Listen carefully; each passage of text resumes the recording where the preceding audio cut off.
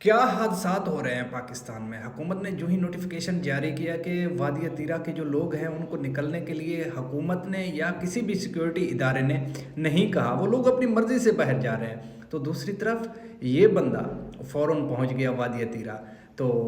یہ کوئنسیڈنٹ ہے یا پھر اس کا اس نوٹس سے کوئی تعلق ہے؟ آئی جی ایف سی صاحب سے راؤ عمران صاحب سے بات ہوئی ہے اور جو بھی پرابلمس تھیں وہ ان کے ساتھ ڈسکس کی ہیں اور انہوں نے یہی کہا کہ وہ ساری روڈز وغیرہ جو بلاک تھی وہ کھول دی گئی ہیں اور آگے کوئی بھی ایسی ایمرجنسی ہوگی تو ہیلی کی ہیلپ کے ذریعے جو ہے وہ لوگوں کو فیسیلیٹیٹ کیا جائے گا۔ اور انہوں نے ساتھ میں یہ بھی کہا ہے کہ چیف سیکرٹری صاحب سے بھی ریکویسٹ کی ہے کہ وہ جو ہیں رجسٹریشن کے جو پروسیس کو ہے وہ تیز سے تیز کیا جائے، کیونکہ ویدر ٹھیک نہیں ہے، لوگ آ رہے ہیں نیچے کی طرف، لیکن یہ ہے کہ